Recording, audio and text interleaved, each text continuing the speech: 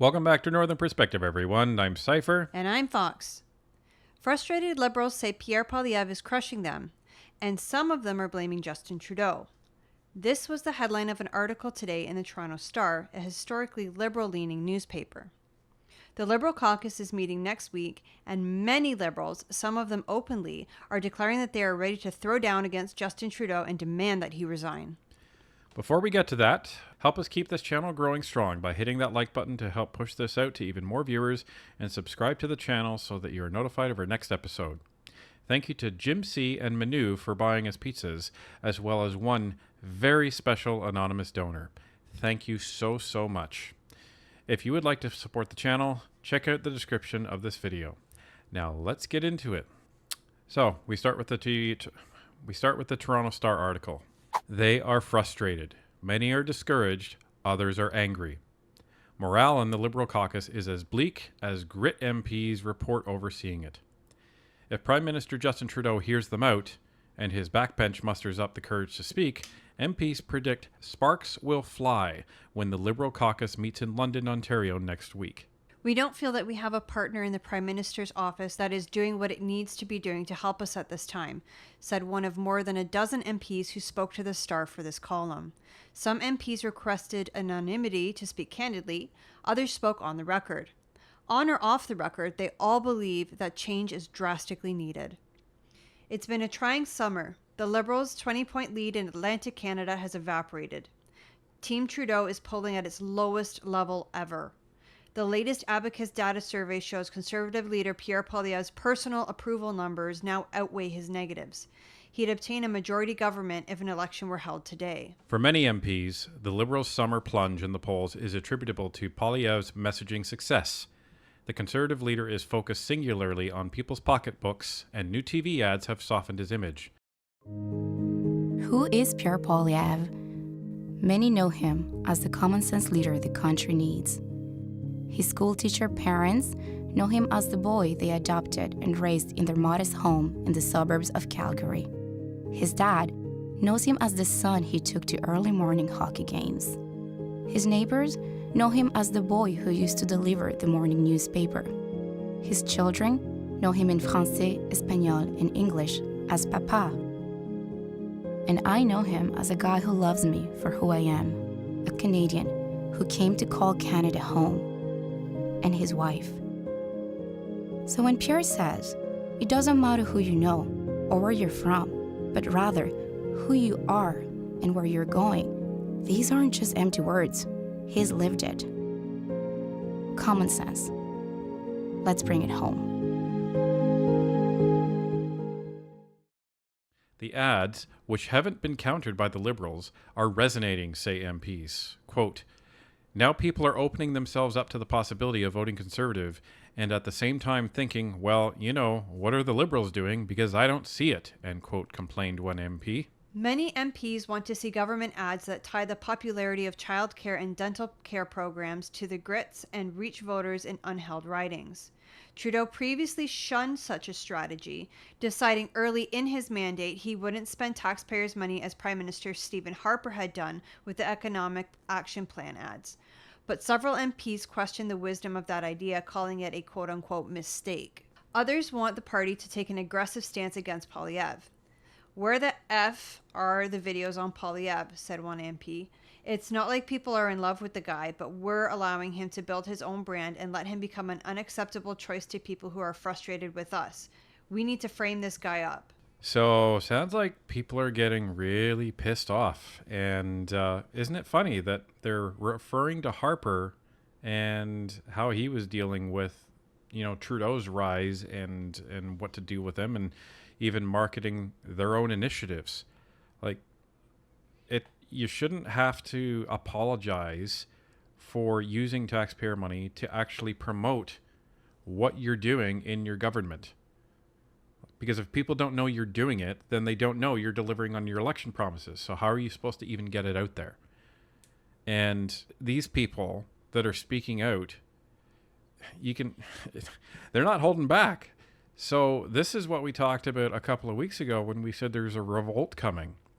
Well, the revolt is not coming. The revolt is here. It sounds like next week it's going to be open rebellion when it comes to the caucus meeting. And Trudeau coming back from this disastrous trip to India, if he ever gets back, maybe he won't even be back in time for the caucus. Who knows? We're sending a plane to pick his ass up. But it's just a microcosm of his entire government. It is shambolic, where they can't even operate on a level to run the country properly.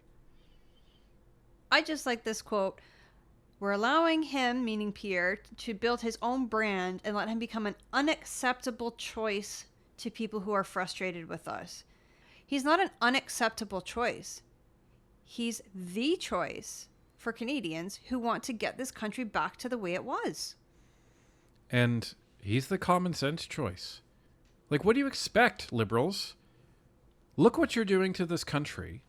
And what Pierre is saying is, yeah, the country is going to hell in a handbasket. And here's some solutions. This is what we're going to do. And they keep saying, well, he doesn't even have any policies. He's not even saying what he's going to do. He has said time and time again what he's going to do. The Liberals just aren't listening, and they don't like it. And they don't want to repeat it. So it's easier to say, well, he hasn't even committed to doing anything. He's committed to doing a lot. But you just can't say so. Even Tom Mulcair said Pierre has been able to kind of redefine his image. He's been known historically as kind of like the pit bull of the Conservatives whenever you need to sick somebody on someone in an investigation. That's why Pierre was on that committee during the We Charity investigation. It's been in the media, but you don't know it? I don't have it in front of me. And you don't know how much your family has received from this organization, which you tried to give $500 million, really. Because he was the pit bull and he went after Trudeau successfully. But that's the kind of quality you want in a leader. I mean, leadership is not easy. That's why so few people are able to do it. Well, that's one aspect. But the other aspect is you have to have a leader that is approachable, that is likable. So that was the whole point of Poilievre's team not rebranding him, but it was showing everybody this is the other side of Pierre to round out what he actually is. Yeah, he's not just a pit bull. He is an empathetic guy. He does care about Canadians. He will listen. He is patient. So it's rounding out his character to show everybody this is the other side of Pierre that you don't really see. And now everyone's seeing it, and everyone is warming to it. And the Liberals have done zero to challenge it. And they are seeing the effects of that. Now the problem is if they come out and try to attack that, they're going to look like assholes.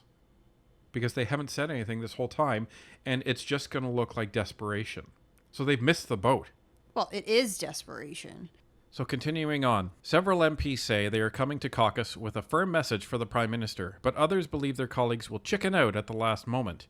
While the cabinet shuffle ruffled more feathers than it calmed, with 2 years left to go in the government's mandate, the possibility for advancement remains. There are lots of complaints. There is a general sense the government is tired and concerned the Prime Minister is distracted.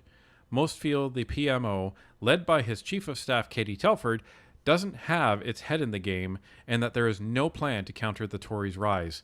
They question whether Telford should remain and want new blood brought in. One MP was adamant the Prime Minister should also step down and, quote, do the right thing for himself and for the Liberal Party, end quote. But most aren't ready to discount him. They note he's a formidable campaigner.